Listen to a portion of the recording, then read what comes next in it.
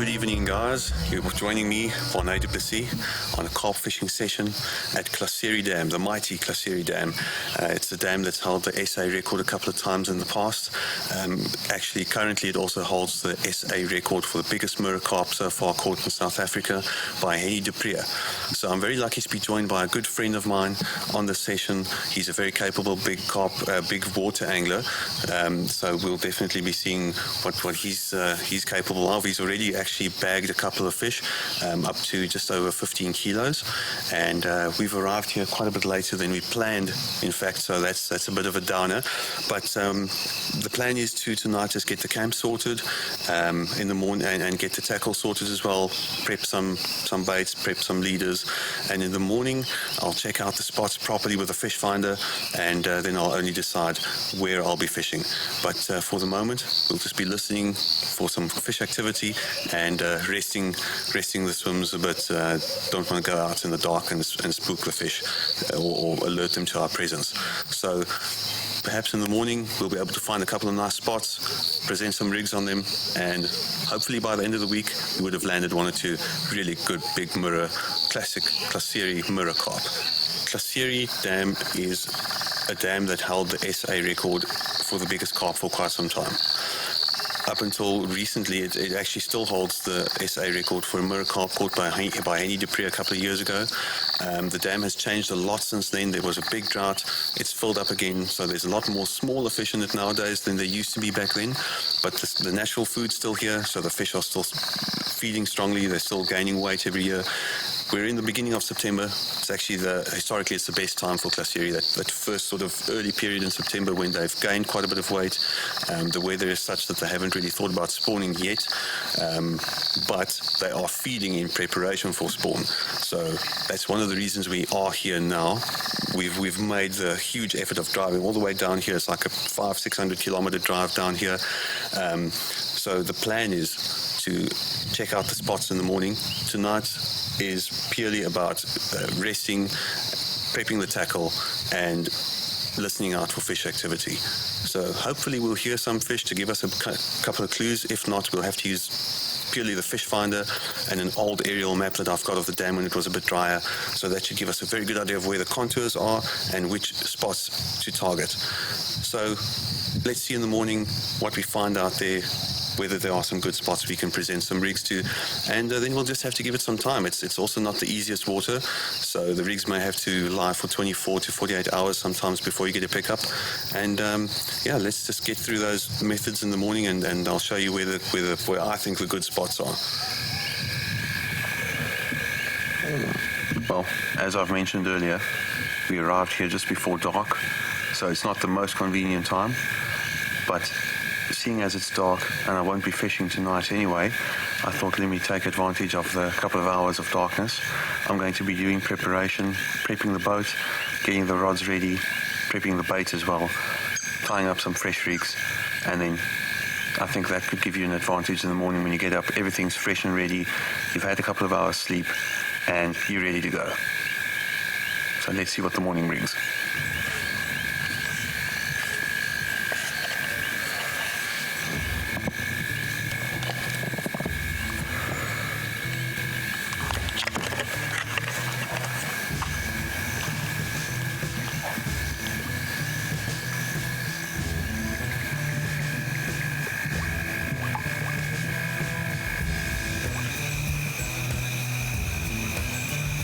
It's a scary sound, huh?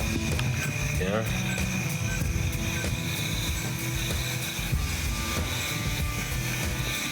Definitely not a carp, this. Definitely a catfish on the line, yeah. But we got catfish here. We got Carp, all types of fishing, nuisance fishing in the dam, yeah. If it's not a carp, it's very heartbreaking, yeah. I've got all the effort going out.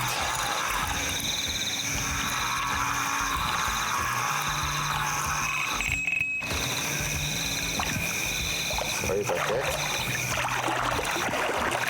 Yeah, snorter. So very disappointing.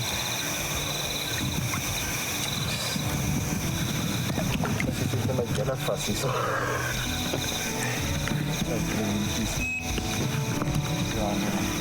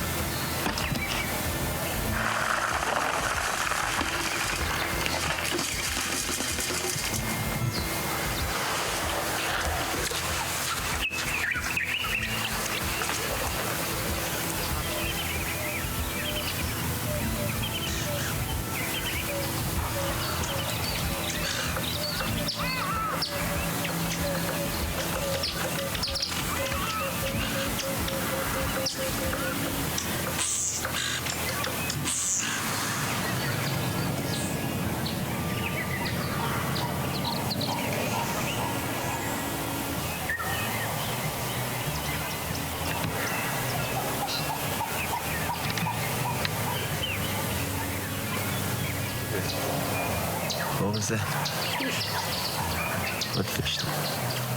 What is it?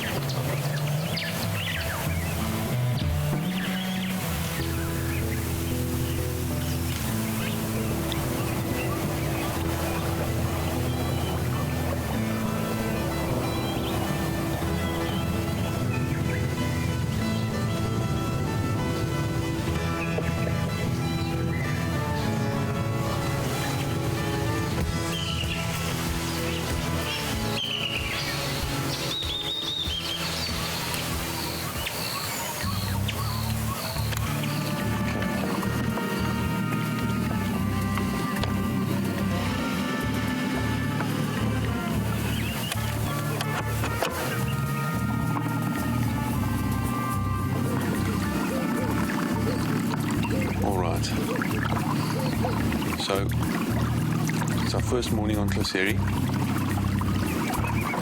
and I'm taking out the first rods now. This is after I checked out my spots with the fish finder properly, and I put down some markers just to mark out the areas nicely so I can line myself up, especially when I'm taking in lines. So right now I'm actually sitting with the rig in my hand and boating out to the first spot. So from there I've actually got the second rod on the boat, also rigged up. I'll drop the rig on the first rod, let the guys helping me out on the bank straighten out the line, and then the second one I'll drop myself and carefully take back, also straightening it out as we go. In Klaserie, just like many other big dams in the country, there are millions of small fish, small kerper, small paper mouths, and small mackerel and barbel. So what you want to try and avoid is to feed them things that are too flaky and light, because they'll simply just eat the whole lot, and you won't even get a chance to present your bait to a carp. So what I've done is I've baited up with a lot of hemp, a lot of tiger nuts and maize.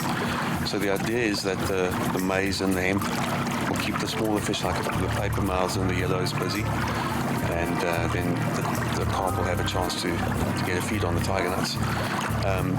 In fact, when I dropped the baits, or when I baited up the two marked areas, immediately afterwards there were small fish on the surface, and they were just going nuts for, I believe, the hemp, because the hemp also makes a nice oily slick on the surface, and I think that really draws them down. And ultimately, if those small fish are feeding activity should alert some of the big carp to the spots.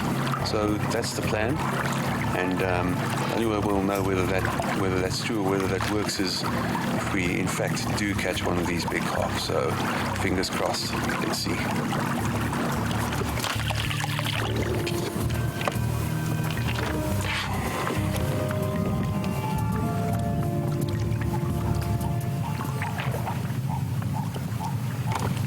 Alright, so the first rig has been dropped. We just dropped that one just to the left of the feed.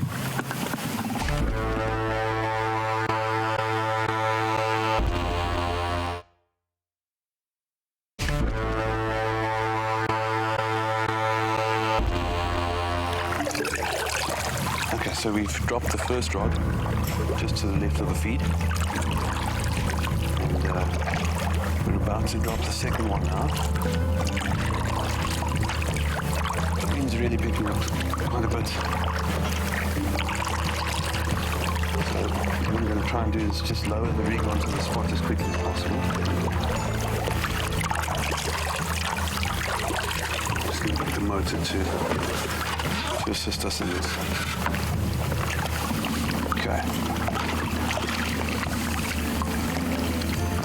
Let's line this up nicely. Right. Almost in position.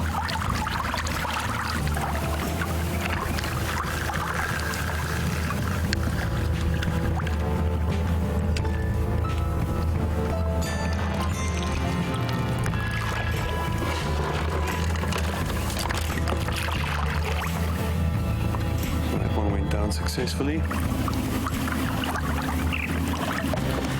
it's just a case of getting back to the bank in as straight a line as possible. As far as the wind conditions are concerned, the northern wind is always a good thing on South African waters really, and we're actually scheduled to have a 17 kilometer per hour northerly wind probably around 2 o'clock, but it's already picking up quite nicely. So I would expect that to influence the oxygen levels in the water quite nicely, and I can't see that the carp won't be active or won't be searching food. But we'll only know around bite time, and apparently that's only more towards the evening, so we'll have to see. Alright, so now it's a case of very, very carefully straightening out the lines. I am using really heavy leads, so they shouldn't drag, but the main line is braid. So you need to take care when straightening out braid especially, because any movement you make is almost amplified at the lead end. Okay, so what you want to do, you just want to hold your rod just with enough tension to slowly straighten the line. Especially when there's a bit of wind on the water, you don't want to overdo it.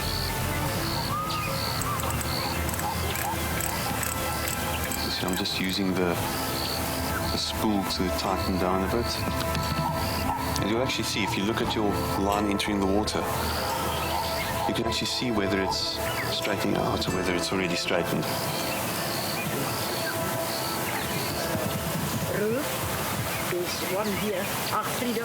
That's about as straight as I'm going to get it.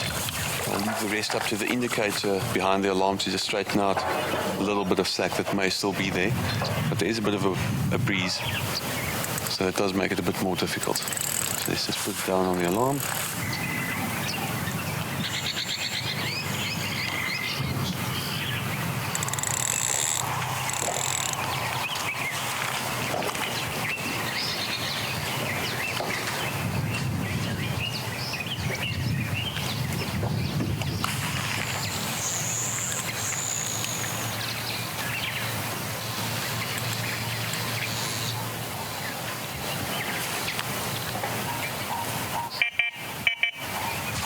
Perfect. All set up.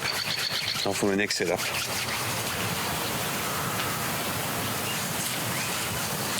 All right.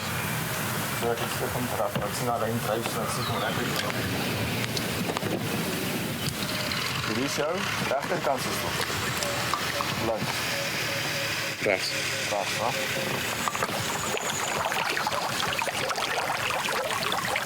So right on die fishpanne.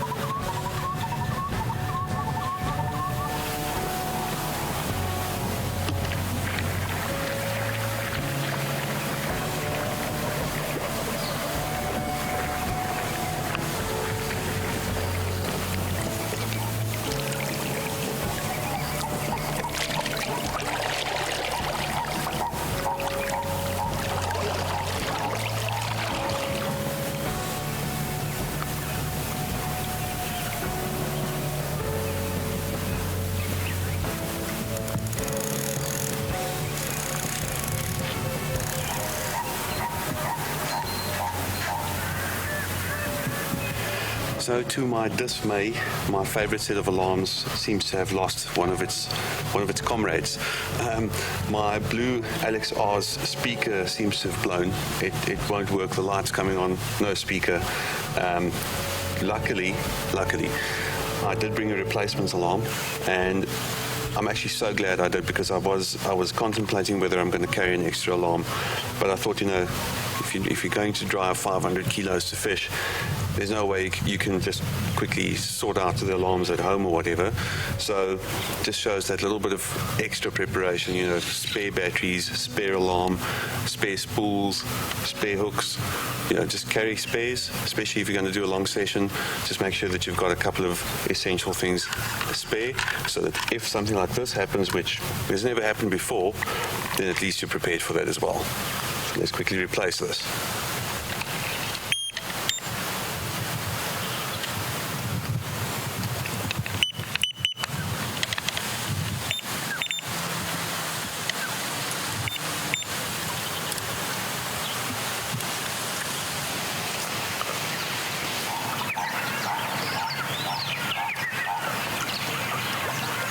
What I'd like to just quickly touch on is the spot that I chose. Okay. Like we came here quite late in the evening yesterday, and it was difficult to spot any fish really. So basically what I did is I just went on what I could see in front of me that looked like good structure. The spot that I chose is on a bend in the dam. There's a huge big reed bed on the opposite bank in a little island. It seems like a good area to intercept the fish. What I did is this morning, really early, I went out on the boat with a fish finder. I just sat in the water, just watching for fish. The only fish I did see was in the area that I chose to fish. So I don't think I'm that far off. The wind is pushing from the north, and it's forecast to push from the north for a couple of days. This is sort of halfway up the dam. It's a good area to be with, keeping in mind that we've got a cold front on the way. So during the cold front, I do like to be halfway up a dam. It just always proves to be a good area. Halfway up, meaning between where the inflow is and where the dam wall is. What I've done is I've identified 2 spots, and instead of fishing 4 rods in one area, I've decided to hedge my bets a little bit more. I've got one marker on the left. You'll see that I've got 2 rods here fishing on that marker. It's been baited up with particles, 2 rigs on there. And if you look over my right shoulder, you'll see I've got another set up there with another 2 rods. That's being fished on a separate spot. The spots are probably about 80 meters apart. The idea with that is that if, let's say I chose one spot and I baited up one spot and put all 4 of my rods in one spot, then I would be putting all my eggs in one basket, so to speak. Here I'm spreading my chances a bit more, I think, and if I'm so lucky that the fish do feed on both spots, then at least it's like a bit of an alternation. If I pick up a fish on the one spot, then I don't spook the fish away from all my chances. There may still be a very good chance that I'll be able to pick up fish off the second spot. The other thing is, I'm not going to sort of be too afraid to move away from these spots. If I do find that the fish are showing themselves elsewhere, I'll quite willingly move a rod away from the bait and put it on them. The first time I was here, I found I had one spot that I baited up quite heavily with particles. I did catch some good fish off that spot, but the bigger ones came from fishing away from it in shallower water as well. So that's something I'm keeping in mind as well. I'm not just sort of going to go in with a closed mindset. I'll keep an open mind, and I'll try as many things as possible. See if I can secure a fish or 2.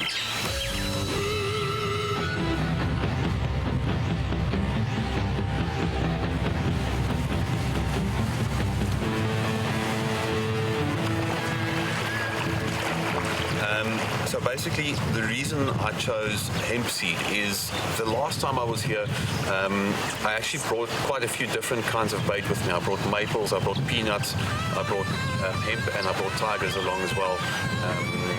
Now, the reason I did that is because I do like to have a few options available to me, but I very, very quickly learned that peanuts attract catfish warble like flies to jam. It's actually quite crazy how quickly they react to the peanuts, which is odd really, because if you put all the particles next to each other, they all smell and taste pretty much the same. There's something about peanuts that just draws them in very quickly. Maize, quite similar as well. The catfish get drawn into the maize very, very quickly. So what we've done on this session is we've actually moved away from a lot of maize. I'll be putting out some maize to keep the catfish occupied a bit, and then mostly the approach is to feed tigers and to fish with tigers over the top. Also large hook baits. The moment I put a small or a single tiger rig out last night, got picked up by a catfish. So definitely no dainty or finessey kind of setups, all very sort of Siamese carp fishing kind of style, big hook baits, huge hooks, strong hook lengths. But it's satisfying when you've actually gone through all those trial and error sessions just to arrive at something that works. It's always good to ask someone who comes quite often, but it's also nice to keep an open mind and try things for yourself. That's how I arrived at the formula that I'm using now. If I were told to do it and I just did it myself, or did it the way that someone told me, it wouldn't be that satisfying, I think. So perhaps that's something you can consider in your fishing, is try your own thing, but eventually do arrive at a plan.